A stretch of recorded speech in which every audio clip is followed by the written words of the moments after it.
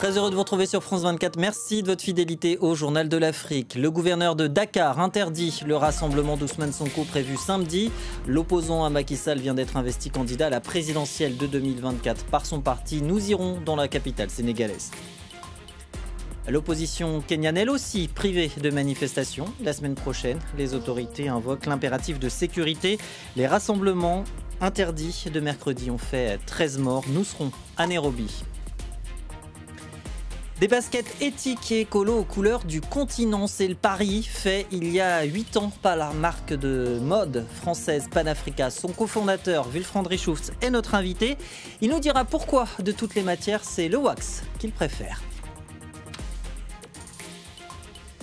Menace de troubles à l'ordre public, c'est le motif invoqué par le gouverneur de Dakar pour interdire les activités politiques de ce samedi. Parmi elles, le grand rassemblement de l'opposition sénégalaise, rassemblement censé officialiser la candidature d'Ousmane Sonko pour la présidentielle de 2024. Il vient tout juste d'être investi par son parti, Pastef les Patriotes. Les précisions d'Eli Mandao. Dans un communiqué publié ce jeudi, le gouverneur de Dakar justifie l'interdiction, entre autres, du meeting d'investiture d'Ousmane Sonko prévu ce samedi par de réels risques de troubles à l'ordre public. Le gouverneur informe que les autorités administratives ont instruit les forces de défense et de sécurité à prendre toutes leurs dispositions pour maintenir l'ordre public. Ça en est suivi, juste après ce communiqué, plusieurs arrêtés d'interdiction pris par des préfets et sous-préfets de plusieurs départements et communes de Dakar, car le meeting d'investiture d'Ousmane Sonko prévu ce samedi n'était pas la seule activité politique au menu. Plusieurs autres rassemblements, il faut préciser, du pouvoir et de l'opposition étaient également au programme. Et bien, toutes ces activités politiques sont interdites par les autorités administratives. La réponse du parti Pastef les Patriotes ne s'est pas fait attendre. Dans un communiqué, le parti estime que le gouverneur s'est basé, je cite, sur des procès d'intention et des arguments fallacieux et estime que l'interdiction de leur meeting d'investiture prévu ce samedi est illégale. Et le parti annonce un discours d'Ousmane Sonko ce soir à 21h heure locale, et on en saura un peu plus si le meeting d'investiture de leur leader sera maintenu ou pas. Et sachez que l'un des avocats d'Ousmane Sonko fait l'objet d'un mandat d'arrêt international émis par la justice sénégalaise. Elle reproche au Français Juan Branco d'avoir commis, je cite, des crimes et des délits pendant les violents troubles du mois de juin. Sans donner davantage de précision, Juan Branco avait demandé à la CPI d'enquêter pour crimes contre l'humanité contre le président Macky Sall et d'autres personnalités de haut rang. L'opposition kenyane bravera-t-elle de nouveau l'interdiction? 2 jours après les manifestations meurtrières qui ont secoué le pays, des rassemblements sont censés avoir lieu la semaine prochaine, mais le gouvernement ne les a pas autorisés. Motif invoqué, la sécurité. À Nairobi, la correspondance de Bastien Renouille. Suite à la demande du peuple, il n'y aura pas une manifestation la semaine prochaine, mais bien 3 jours de manifestation entre mercredi et vendredi. Ce sont les mots de Raila Odinga, le leader de l'opposition, qui a précisé que ces manifestations doivent être pacifiques et qu'elles continueront jusqu'à ce que le président entende les demandes des Kenyans qui descendent dans la rue. William Ruto, le président, s'est d'ailleurs exprimé à ce sujet ce vendredi dans la ville de Naivasha, non loin de Nairobi. Il a dit que si Raila Odinga souhaite organiser des manifestations, eh bien, il peut très bien le faire chez lui, mais qu'il n'aurait pas l'autorisation de le faire dans la rue, dans les villes kenyanes. Il s'est ensuite adressé directement au leader de l'opposition. Il lui a dit qu'il ne devait pas chercher de moyens extra-légaux, extra-constitutionnels pour essayer de prendre le pouvoir. Il lui a dit « Attendez 2027, date des prochaines élections, et je vous battrai de nouveau ». Alors, ces manifestations sont interdites et il a menacé qu'il y ait des vagues d'arrestations. Il y a eu plus de 300 personnes arrêtées suite aux manifestations violentes de mercredi dernier. Cela pourrait être de nouveau le cas et les responsables politiques qui appellent à manifester pourraient eux aussi être arrêtés. Des manifestations qui avaient été extrêmement violentes la semaine dernière, qui ont eu un coût très important en termes matériels. Des infrastructures ont été détruites, des magasins aussi, et un coût aussi très important en termes de vie humaine. Selon la Commission des droits de l'homme kenyane, un organe indépendant, au moins 13 personnes ont été tuées par la police mercredi dernier lors des manifestations.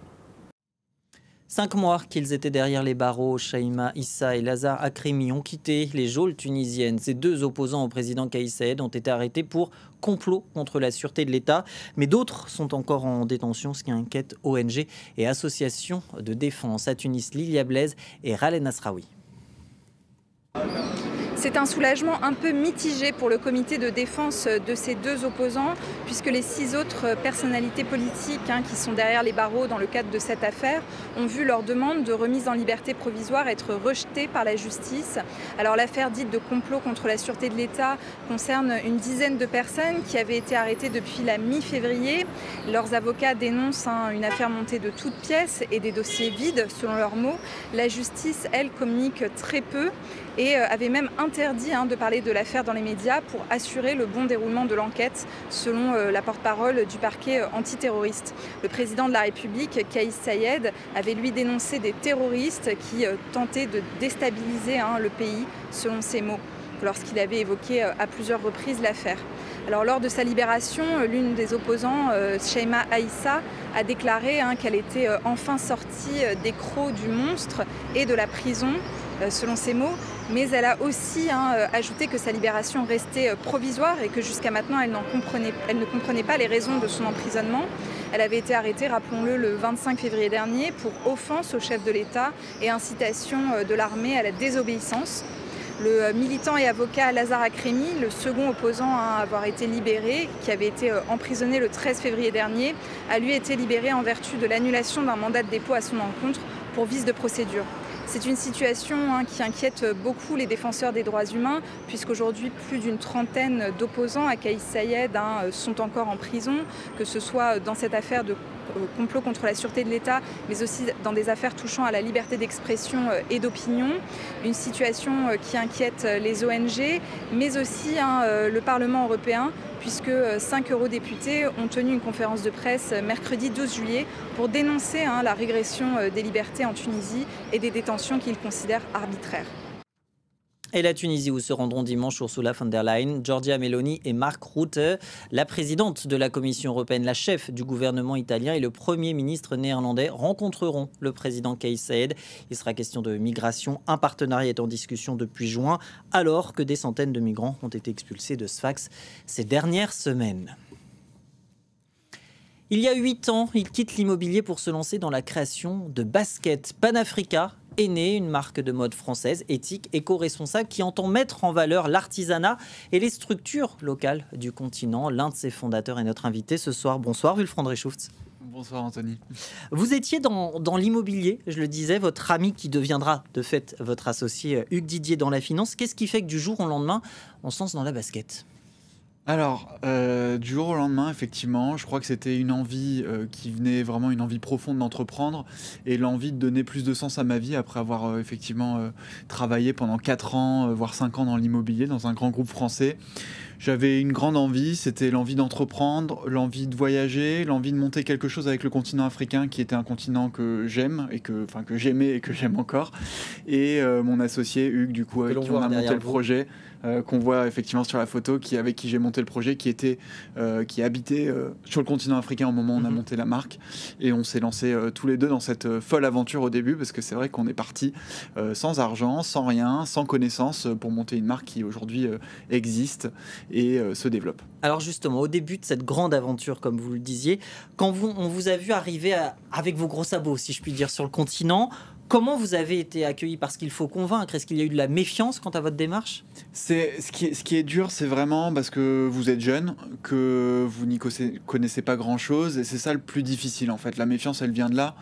C'est juste 2 jeunes qui arrivent, qui ont au départ juste un dessin d'une paire de baskets avec un projet un peu fou en tête, et qui ont envie de se lancer, et qui vont toquer à des portes dans des structures qui sont déjà des structures quand même établies, des usines de fabrication, etc. Et du coup, effectivement, on a été confrontés à un moment donné à un peu de méfiance, mais rapidement, je pense que les gens se sont dit, tiens, ces 2 gars-là, ils y connaissent pas grand-chose, mais ils ont une vision qui est la bonne, et du coup on va les aider. Et du coup, par chance, on a des gens qui nous ont tendu la main et qui nous ont permis de lancer le projet au démarrage, alors que vraiment c'était vraiment compliqué. Vous travaillez toujours avec le Burkina Faso, le Maroc, la Côte d'Ivoire, le Ghana, c'est si je ne ça. me trompe pas. Comment choisissez-vous les pays justement avec lesquels vous travaillez? Alors, l'idée de Panafrica au début, c'était de faire de la mode un levier de développement social et environnemental sur le continent africain. On choisit, en fait, les pays, c'est plus des structures qui existent dans certains pays, ou des savoir-faire qui sont existants, qu'on a envie de préserver, de mettre en valeur, ou des matières premières, qu'on a envie de développer. Donc en fait, ces pays, on les choisit de cette manière-là. Et ensuite, rapidement, alors vous l'avez dit, on travaille dans 4 pays différents dans lesquels on achète nos matières premières, on les transforme localement et ensuite on produit localement. Et c'est comme ça qu'on trouve les pays dans lesquels on travaille. Après, on essaye de pas non plus partir dans 15 000 pays parce que le continent africain, c'est un grand continent et on essaye de créer un peu des hubs économiques pour nous, pour pouvoir travailler facilement, notamment en termes de logistique et transport d'un pays à un autre. Alors, quid des artisans maintenant? Comment vous les sélectionnez? Alors, on les sélectionne déjà parce que généralement, un peu comme des amis, j'ai envie de dire, c'est des gens qu'on connaît, qu'on découvre sur place. Généralement, je prends l'exemple du Ghana, c'est un pays où on est allé en se disant, tiens, il y a un savoir-faire, c'est le savoir-faire du batik. On est parti là-bas, on a rencontré une femme qui avait un magasin de batik qui s'appelle Esther, avec qui on a sympathisé. Et en fait, j'ai envie de dire, c'est une confiance réciproque qui se construit et qui naît. Et généralement, c'est comme ça qu'on bâtit une relation. Et c'est des relations qu'on essaye de maintenir vraiment dans la durée. C'est ça qui est important pour nous, c'est pas de se dire on fait une chose en one shot, mais plutôt de se dire comment est-ce qu'on construit une belle histoire avec les artisans avec lesquels on travaille. C'est ça qui est vraiment important et qui apporte de la valeur au projet Panafrica. C'est ce qui est extrêmement important pour nous et ce qui fait qu'aujourd'hui des sous-traitants qui sont devenus ensuite des partenaires et qui sont aujourd'hui des amis qu'on prend plaisir à revoir et avec qui on prend plaisir à construire des nouveaux projets pour le futur de Panafrica. C'est ce qui fait justement de Panafrica cette marque éthique, écologique et liée au développement durable. C'est un peu ça les 3 mots-clés. Ce sont les mots-clés. En tout cas, moi, je pense que le principal mot-clé, c'est peut-être une marque humaine et authentique. C'est ce qu'on a voulu donner, nous, donner du sens à notre manière de travailler, donner du sens dans nos relations avec nos partenaires, essayer de construire un projet qui était un projet engagé, qui faisait sens pour tout le monde et qui permettait de co-construire quelque chose avec des artisans qui en ont besoin, qui ont parfois besoin de visibilité, qui ont besoin qu'on mette en avant leur savoir-faire et qu'on puisse créer des produits qui véhiculent des valeurs hyper fortes en plus d'un ADN super coloré dans nos produits. Alors concrètement, qu'on comprenne bien, si mettons sur une paire vendue par exemple 100 €, les artisans qui œuvrent à la création de cette paire, ils sont rémunérés combien? Ou peut-être un pourcentage pour avoir une petite idée. Grosso modo, sur une paire qui vaut 100 €, le prix de revient du produit, c'est-à-dire de la basket, c'est-à-dire matière première plus confection, sur une paire à 100 €, on va être aux alentours de 30 € à peu près. Tous les artisans avec lesquels on travaille, que ce soit pour la confection ou pour la fabrication des matières premières, c'est vraiment des artisans qui sont payés au-delà du salaire minimum des pays dans lesquels on travaille. Je prends un exemple. Par exemple, on achète tout notre coton aujourd'hui au Burkina Faso, qui est le deuxième producteur de coton en Afrique, qui transforme que 2% de la matière localement. Et du coup, on achète ce coton-là 4 fois le prix du coton conventionnel. Donc ça, ce sont des engagements de la marque Panafrica. On travaille avec une coopérative de femmes qui tissent le coton de manière artisanale. Et on est vraiment dans cette démarche-là de co-construction d'un projet et de faire en sorte que les artisans soient rémunérés au juste prix. 8 ans après, c'est le moins qu'on puisse dire, vous avez trouvé chaussures à votre pied. La marque, elle a grandi. Vous êtes parti de basket, mais il y a des tissus d'ameublement, il y a des vêtements aussi. La production s'intensifie. Vous n'avez pas peur justement que cette demande vienne bousculer un peu les conditions de travail et entache les principes? Comment faire justement pour pas que ça entache les principes qui sont liés à votre marque? Non, effectivement, c'est une très bonne question parce que quand on grandit, forcément, on a plus de volume. Parfois, on est obligé d'accélérer un petit peu les cadences.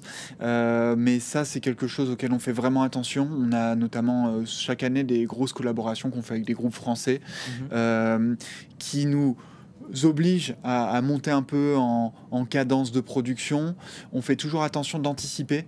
Une des règles d'or chez Panafrica, c'est de, grosso modo, faire les commandes de produits 6 mois en amont.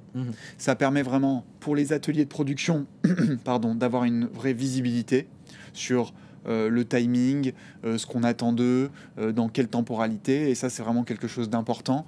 Et après, le but, et j'ai envie de dire, le fait que la marque Panafrica grandisse, c'est vraiment génial pour tout le monde, parce que ça permet aussi à des ateliers qui sont avec nous et qui travaillent avec nous de grandir à nos côtés, et ça c'est super, parce qu'aujourd'hui il y a des ateliers avec lesquels on a démarré où ils étaient 2, ils sont parfois 10, 15, 20, et c'est vraiment une grande fierté pour nous. Merci beaucoup Wulfrand Richoufs, cofondateur avec Hugues Didier de Panafrica. Merci d'avoir été l'invité.